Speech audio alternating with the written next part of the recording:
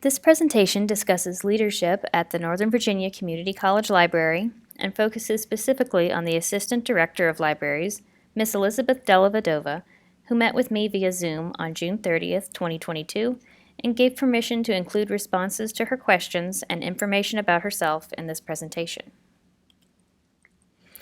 My name is Emily Jackson Dunlop. I work at NVCC as a reference specialist, and I have been here for 4 years. This is my final semester and culminating elective in the Valdosta State University MLIS program.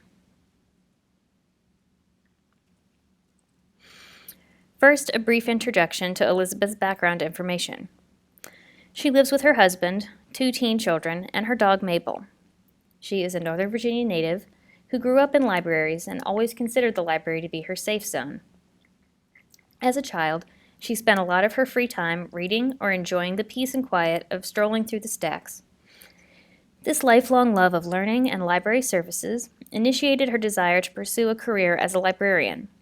Her extensive education began at Fairfax High School, after which Elizabeth attended Virginia Tech, where she earned a Bachelor of Arts in History. Since she knew her career goals involved working in libraries, she decided that history would be a good place to start, since there's a lot of research involved.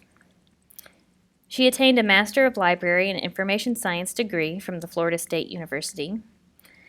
Later, and more recently, she earned a Master of Science in Adult Education from the University of Georgia.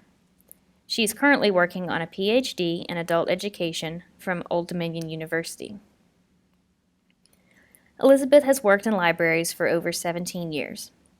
Her career at Northern Virginia Community College Library began in 2005, when she started as a part-time librarian, then a full-time collection development and reference librarian at the college's Annandale campus. In the past, she has also worked in project management at a public relations firm, as a manager at ITT Technical Institute, a public library, and even at the Library of Congress. Currently, she resides as the Assistant Library Director at Northern Virginia Community College. She was promoted to this role after stepping in as an interim director.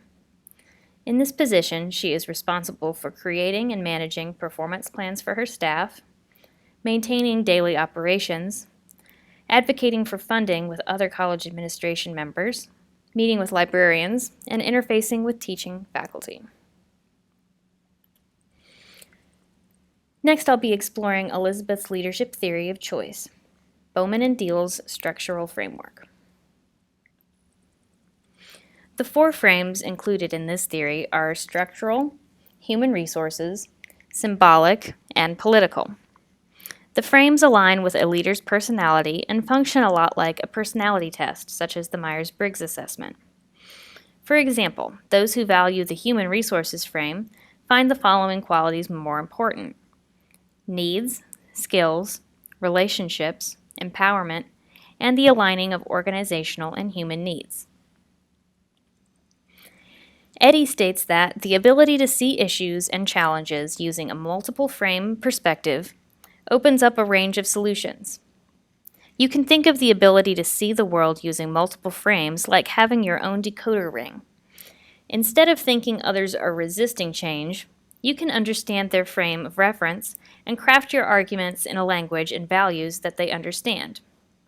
For example, when dealing with someone coming from the structural frame, understanding rules and policies can help in addressing ways to allow change to occur. Here you need to create changes to rules or policies that are preventing the change. Elizabeth found that this model of self-awareness and an equally important awareness of colleagues has been most beneficial for her leadership style. And on that note, next I would like to discuss the leadership style in which Elizabeth identifies. This leader's experience, qualities, and natural inclinations most clearly align with servant leadership. Brian Tate of Forbes states that servant leadership occurs when the leader's main goal and responsibility is to provide service to their people. A servant leader focuses on the people that are directly below them, rather than the company as a whole. In servant leadership, the leader ensures that followers are growing in all areas: their profession, knowledge, autonomy, and even their health and physical development.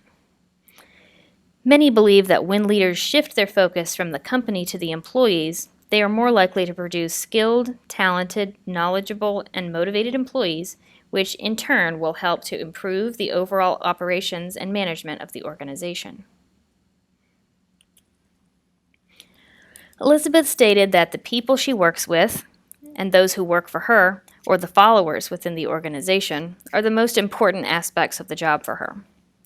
She seeks to create a comfortable working environment for everyone and maintains their best interest. She said that her favorite task is to check in on people and help them succeed in their goals and, in turn, the goals of the library. She also believes that librarianship fulfilled the need to be helpful in her career. This leadership style focuses on the needs of everyone. It boosts morale and creates a workforce which is more likely to enjoy what they do and pour that positivity back into their work. Servant leaders succeed by putting others first. They value and genuinely care for the happiness of others. Next, I will talk about the followers at the Northern Virginia Community College. The library staff of NVCC are comprised of part-time staff, classified employees, and faculty non-tenure librarians. Employees are spread across the Northern Virginia region within 6 distinct campuses. The staff are diverse from varying backgrounds and greatly value diversity in the workplace. Despite separation by campus, we are unified as one Nova library with corresponding policies and procedures, and all staff share a love for learning, respect for one another, and a passion for serving the students. McCallum says this of good followers: followership is a straightforward concept. It is the ability to take direction well, to get in line behind the program, to be a part of a team, and to deliver on what is expected of you. How well the followers follow is probably just as important to the enterprise success as how well the leaders lead. The importance of good followership is evident in the practice of servant leadership. And last, I would like to discuss the environment at Northern Virginia Community College. Because the setting is a large community college system, the environment is academic and professional. It values diversity and inclusion as core beliefs for mutual success.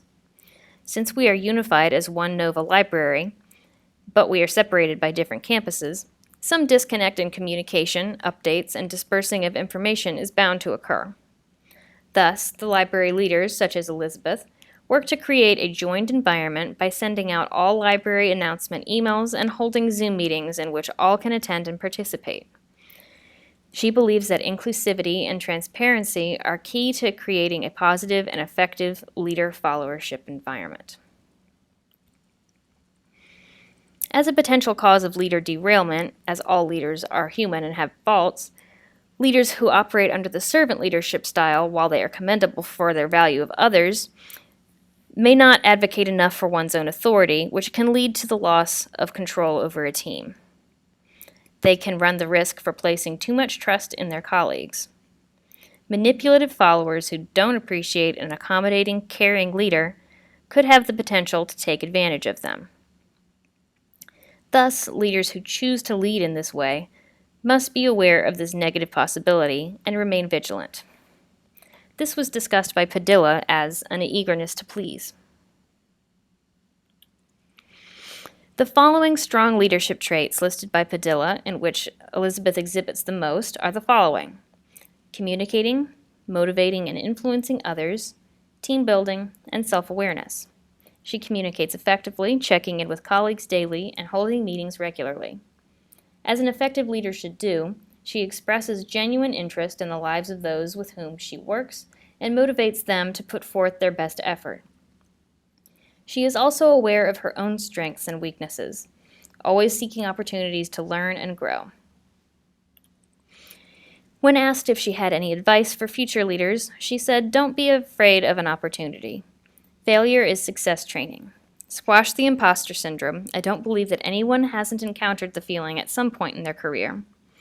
Also, make sure you get a laugh in every day. Positivity goes a long way. Her positivity is shown in her work and through her team, who consistently provide excellent library services to the students of Northern Virginia Community College. Provided below are my references. Thank you for taking the time to view this presentation.